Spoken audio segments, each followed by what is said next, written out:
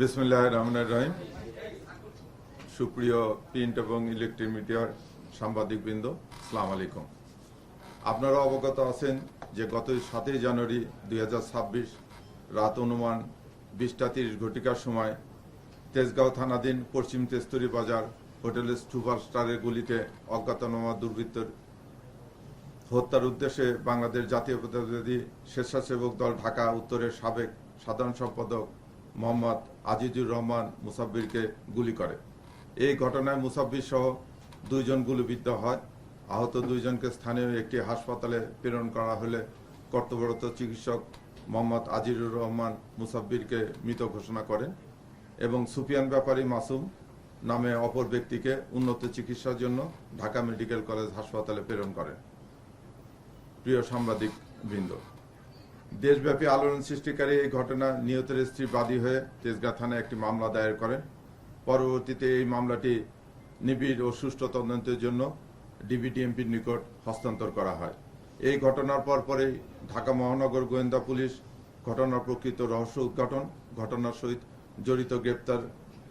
জড়িত ব্যক্তিদের গ্রেপ্তার, ঘটনায় ব্যবহৃত অস্ত্রগুলি এবং মোটরসাইকেল উদ্ধার জন্য ডিবির একাধিক টিম দেশের বিভিন্ন অঞ্চলে অভিযান পরিচালনা করে।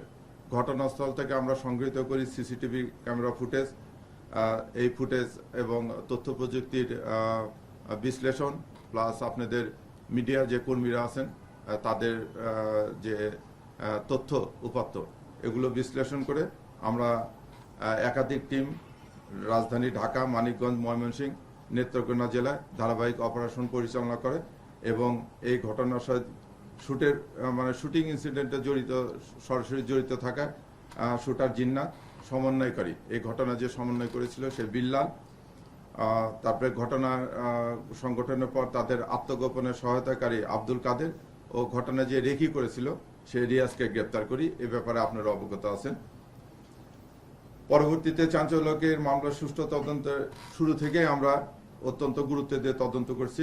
ঘটনার পেছনে সম্ভাব্য কারণ সমূহ চুলচেরা বিশ্লেষণ, গ্রেপ্তারদের কাছে প্রাপ্ত তথ্য পর্যালোচনা করে ঘটনা ব্যবহৃত আগ্নেয়াস্ত্র উৎস অনুসন্ধান সহ পলাতক অন্যদের গ্রেপ্তারের তৎপর থাকি।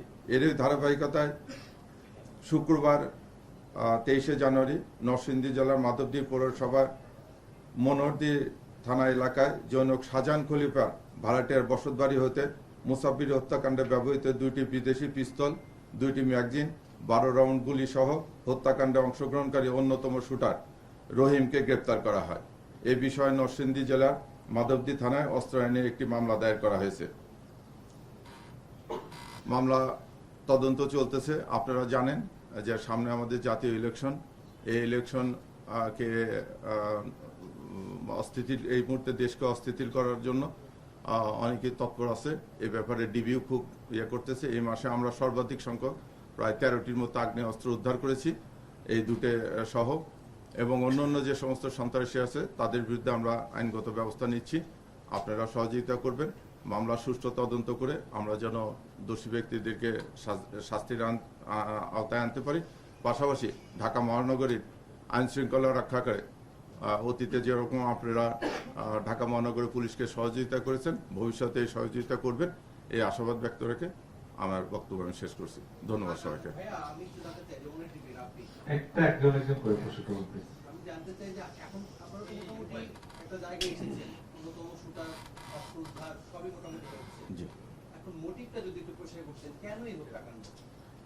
এতে চাঁদাবাজি এবং দখল, জানেন কারণ বাজার একটা জায়গা, ব্যবসা প্রতিষ্ঠান, খুব আমাদের কাছে বাজারের একটা বড় জায়গা, ওখানে সাধারণত ওটের দখল বাণিজ্য এবং চাঁদাবাজি কেন্দ্র করে এই হত্যাকাণ্ড সংঘটিত হয়েছে বলে আমরা প্রাথমিক তথ্য পেয়েছি।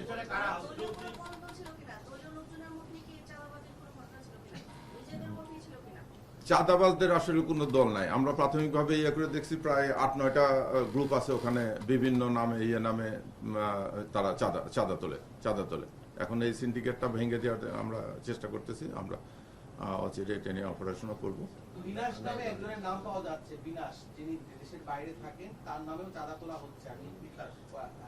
বিনাশ দাদা, এই বিনাশ দাদা তার অর্থায়নে এই হত্যাকাণ্ড এর মধ্যে কথা আছে, আপনারা কি তদন্তে এসেছেন? হ্যাঁ, দিলীপ ওরফে বিনাশ এরকম একটা নাম আসছে, আপনারাও কয়েকটা মিডিয়া টেনে করেছেন। আমরা প্রাথমিকভাবে এটার পেয়েছি, কারণ যে আসামিগুলো ধরা হয়েছে তাদের প্রত্যেকের সঙ্গে, এবং আপনারা জানেন যে আমরা একটা 164 করেছি একজন আসামি, এবং ওদের কথোপকথনে একটা জিনিস উঠে আসছে, এক জায়গায় বলছে যে দাদা আছে, দাদা দেখবে, দিস ইজ ট্রু। আমরা এগুলো ক্ষতি সেই কি মূল শুটার কিনা এটা একটু বলবেন। আর তারা কি তাহলে আসলে ভাড়াটে কিলার ছিল কি?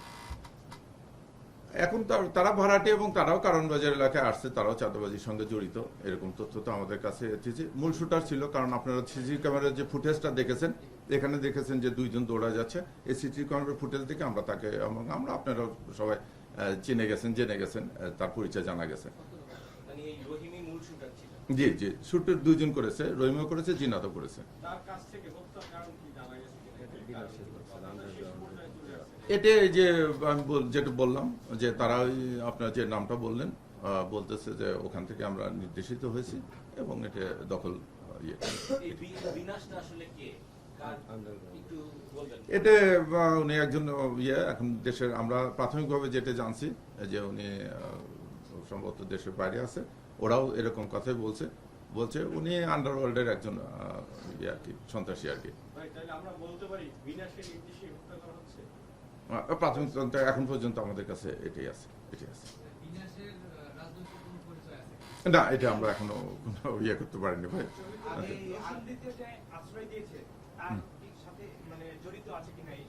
না, এটা তার জড়িত না। ওখানে একটা ভাড়াটে বাসায় তার পূর্ব পরিচিত সেখানে যে সে উঠছে, এটা সিম্পলি সে ওখানে, সে জানেও না যে এই লোক করেছে।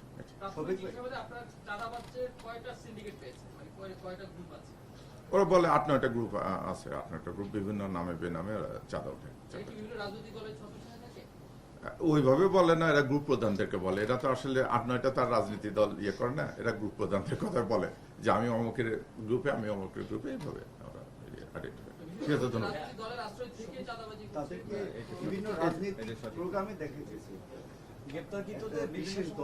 এখন এটা আপনারা দেখতে পারেন, আমি মনে করি যে সন্ত্রাসীদের আসলে কোনো দল নাই। এরা নিজেদের প্রয়োজনে সব জায়গায় যেতে রাজি আছে। আমার কাছে প্রাথমিকভাবে এটি মনে হয়।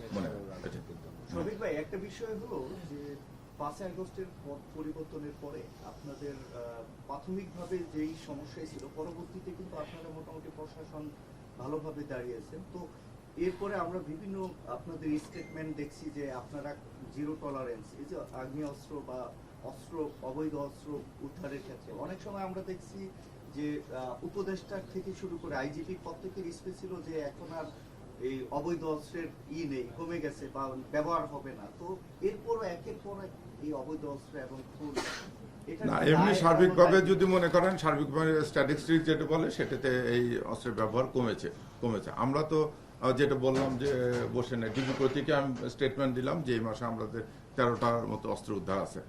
তো এটা তো আসলে আমরা বসে না, আমরা কাজ করে যাচ্ছি। আর সার্বিকভাবে যেটা পরিসংখ্যানে যেটা বলে, আমাদের ঢাকা মহানগরী এলাকায় অন্য যে বছরের তুলনায় এখন আমাদের হত্যা এবং দুটোই কম। এটা আমাদের শেষ করেন। মুসাফির এবং তারপর তার আগে কিবরিয়া, আমরা দেখছি যে অনেকগুলো জায়গায় আন্ডারওয়ার্ল্ডের কানেকশনটা উঠে আসছে। নির্বাচনের আগে কি আন্ডারওয়ার্ল্ড এই দেশকে বা আমাদের নির্বাচনকে আসলে নিয়ন্ত্রণ করতে পারে কিনা, এই ব্যাপারে আপনাদের কোনো তথ্য আছে কিনা?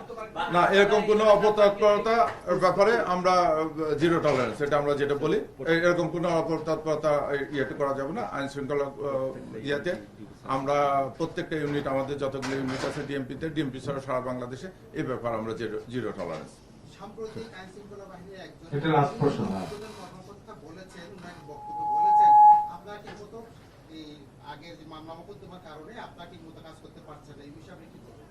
না, এটার মূল্যায়ন আপনাদের কাছে তুলে দেবো। আর ঢাকায় যে কয়টা ঘটনা ঘটছে, আমরা তো আপনাদের প্রত্যেকটাতে আমরা ইনশাল্লাহ ডিটেক্ট করেছি। এটার মূল্যায়ন ভার আমি আপনাদেরকে দেবো। ধন্যবাদ।